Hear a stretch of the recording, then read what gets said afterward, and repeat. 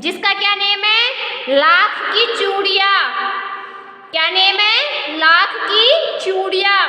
तो आज हम क्या पढ़ेंगे? आज हम चैप्टर 2 पढ़ेंगे जिसका नेम है लाख की चूड़ियाँ। सारे गांव में बदलू मुझे सबसे अच्छा आदमी लगता था। सारे गांव में बदलू मुझे सबसे अच्छा आदमी लगता था, क्योंकि वह मुझे सुंदर सुंदर लाख की गोलियां बनाकर देता था। क्या बनाकर देता था? लाख की गोलियां बनाकर देता था। मुझे अपने मामा के गांव जाने का सबसे बड़ा चाव यही था कि जब मैं वहां से लौटता था तो मेरे पास ढेर सारी गोलियां होती, रंग बिरंगी गोलियां जो किसी भी बच्चे का मन मोह ले। अब हम देखते हैं इसके शब्दार्थ। आदमी, व्यक्ति, चाव, उल्लास भरी इच्छा, ढेर सारी, बहुत सी, मनमोहना, आकर्षित करना। अब हम देखते हैं प्रसंग। प्रस्तुत गद्यांश हमारी पाठ्य पुस्तक वसंत भाग 3 में संकलित पाठ लाख की चूड़ियां से उद्भूत है। इस पाठ के लेखक कामतानाथ है। लेखक यहाँ अपने मामा के गांव के बदलू के बारे में बता रहा है। व्याख्या। लेखक अपने बचपन की यादों के आधार पर कहता है कि मामा के गांव में मुझे बदलू नामक व्यक्ति का स्वभाव बहुत अच्छा लगता था। इसी बदलू के कारण वह मामा के गांव में जाने के लिए आतुर रहता था। इसका कारण यह है कि लेखक जब भी मामा के गांव जाता तो वह बदलू के पास अवश्य जाता था। बदलू मुझे लाख की रंग बिरंगी छोटी छोटी गोलियां बनाकर देता था। जब लेखक गांव से वापस लौटता तो उसके पास ढेर सारी लाख की रंग बिरंगी गोलियां होती। गोलियां भी इतनी सुंदर होती जो सभी बालकों को आकर्षित कर लेती। उपयुक्त गद्यांश का उचित शीर्षक लिखिए। उचित शीर्षक क्या है? लाख की गोलियां। लेखक को बदलू क्या देता था? बदलू लेखक को लाख की रंग बिरंगी गोलियां देता था। लेखक को मामा के गांव जाने का चाव क्यों रहता था? बदलू द्वारा दी जाने वाली लाख की गोलियां के कारण लेखक को मामा के गांव जाने का क्या रहता था? चाव रहता था। लाख की गोलियां कैसी थी? लाख की गोलियां रंग बिरंगी व मनमोहने वाली थी। तो आज आप क्या करोगे? इस पैराग्राफ को अच्छे से पढ़ोगे, इसको अच्छे से समझोगे और जो ये क्वेश्चन आंसर है इनको अपनी नोटबुक में अच्छे से राइट करोगे और फिर इनको अच्छे से लर्न करोगे। ओके, आगे क्या है? वैसे तो मेरे मामा के गांव का होने के कारण मुझे बदलू मामा कहना चाहिए था, परंतु मैं उसे बदलू मामा ने कहकर बदलू काका कहा करता था। लेखक क्या कहता है कि वो काका था, मेरे ननियाल का था, तो उसको मेरे को क्या कहना चाहिए था? मामा कहना चाहिए था, लेकिन मैं क्या कहता था? उसको काका कहता था। जैसा कि गांव के सभी बच्चे उसे कहा करते थे। बदलू का मकान कुछ ऊंचे पर बना था। मकान के सामने बड़ा सा सहन था जिसमें एक पुराना नीम का वृक्ष लगा था। उसी के नीचे बैठकर बदलू अपना काम किया करता था। बगल में भट्टी दहकती रहती जिसमें वह लाख पिघलाया करता। सामने एक लकड़ी की चौखट बनी रहती जिस पर लाख के मुलायम होने पर वह उसे सलाख के समान पतला करके चूड़ी का आकार देता। पास में 4-6 विभिन्न आकार की बेल नुमा मुंगेरियां रखी रहती जो आगे से कुछ पतली और पीछे से मोटी होती। लाख की चूड़ी का आकार देकर वह उन्हें मुंगेरियों पर चढ़ाकर गोल और चिकना बनाता और तब एक एक कर पूरे हाथ की चूड़ियां बना चुकने के पश्चात वह उन पर रंग करता। अब हम देखते हैं इसके शब्दार्थ। सहन, आंगन, भट्टी, अंगीठी, दहकना, जलना। प्रसंग। प्रस्तुत गद्यांश हमारी पाठ्य पुस्तक वसंत में संकलित कामतानाथ लिखित कहानी द्वारा लाख की चूड़ियां से लिया गया। लेखक ने इस अंश में बदलू द्वारा लाख की चूड़ियां बनाने के कार्य का वर्णन किया है। अब हम देखते हैं इसकी व्याख्या। लेखक कहता है कि बदलू उसके मामा के गांव का रहने वाला था, अतः उसे बदलू को गांव नाते से मामा कहना चाहिए था, परंतु गांव के सभी बच्चे बदलू को काका कहकर पुकार देते, अतः लेखक भी उसे क्या कहता था, काका कहता था।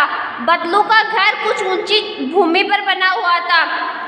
मकान के सामने एक बड़ा आंगन था जिसमें एक नीम का पुराना पेड़ था। इसी पेड़ के नीचे बदलू चूड़ियां बनाया करता था। वहां पर लाख पिघालने के लिए एक भट्टी बनी हुई थी। बदलू लाख को पिघालकर सामने पड़ी लकड़ी की चौखट पर मुलायम लाख की सलाख की तरह पतला करता था, फिर उसे चूड़ी जैसा आकार देता था। पास ही बेलन जैसी आगे से कुछ पतली और पीछे से मोटी मुंगेरियां रखी रहती थी। बदलू लाख की उन चूड़ियों को मुंगेरियों पर चढ़ा लेता था और उन्हें गोल तथा चिकनी बनाता था। पूरे हाथ की चूड़ियां बन जाने पर वह उन्हें सुंदर रंगों से सजाता था। इस प्रकार दिन भर उसका यह कार्य चलता रहता था। लेखक बदलू को क्या कहकर बुलाता था और क्यों? लेखक बदलू को बदलू काका कहकर बुलाता था। यद्यपि बदलू उसके मामा के गांव का रहने वाला था, इस नाते उसे बदलू को काका कहने के स्थान पर बदलू मामा बुलाना चाहिए था, किंतु गांव के दूसरे लड़कों की तरह वह भी उसे काका ही कहता था। बदलू कहाँ रहता था? बदलू लेखक के मामा के गांव में कुछ ऊंचे स्थान पर बने मकान में रहता था। बदलू क्या काम किया करता था? बदलू लाख की चूड़ियां बनाने का काम किया करता था। मुंगेरियां किस काम आती थी? उन पर लाख की चूड़ियों को आकार देकर बदलू उन्हें चिकनाता था और गोल बनाता था। अब इनको भी क्या करना है, आपको इनको अच्छे से पढ़ना है, इनको अच्छे से समझना है और इस क्वेश्चन आंसर को अपनी नोटबुक में राइट करके इनको अच्छे से लर्न करना है।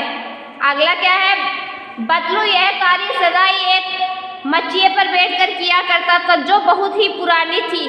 बगल में ही उसका हुक्का रखा रहता था जिसे वह बीच बीच में पीता रहता था। गांव में मेरा दोपहर का समय अधिकतर बदलू के पास बीता। वह मुझे लल्ला कहा करता और मेरे पहुंचते ही मेरे लिए तुरंत एक मच्छिया मंगा देता।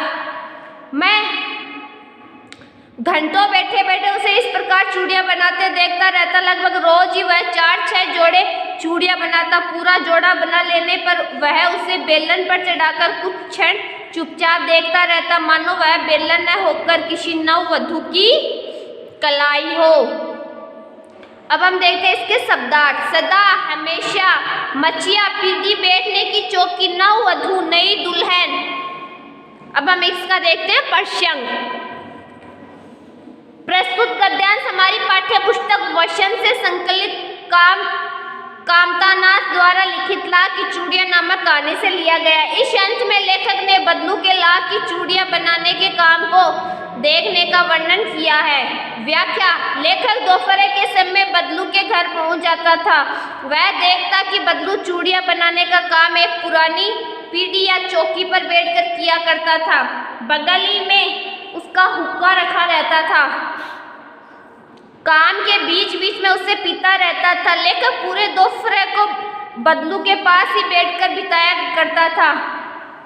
बदलू लेखक से बड़ा स्नेह करता था। वह उसे प्यार से लल्ला कहकर पुकारता था। लेखक के पहुंचते ही वह उसके बैठने के लिए तुरंत एक पीढ़ी मंगा लेता। लेखक घंटों तक बदलू को चूड़ियां बनाने देखा करता था। बदलू दिन भर में लगभग 5 या 6 जोड़ी चूड़ियां बना लेता था।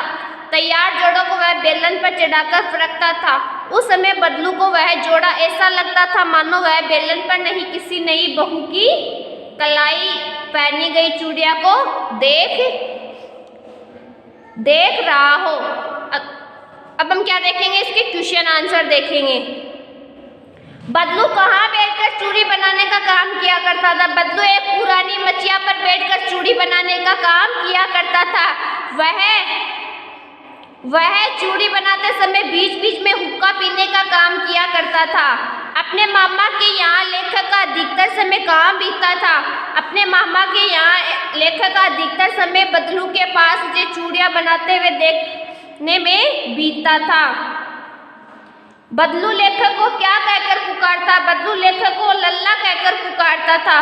बदलू तैयार चूड़ी के जोड़े को किस प्रकार देखता था? बदलू तैयार चूड़ी के जोड़े को इस प्रकार देखता था जैसे वैन किसी नई दुल्हन की कलाई हो।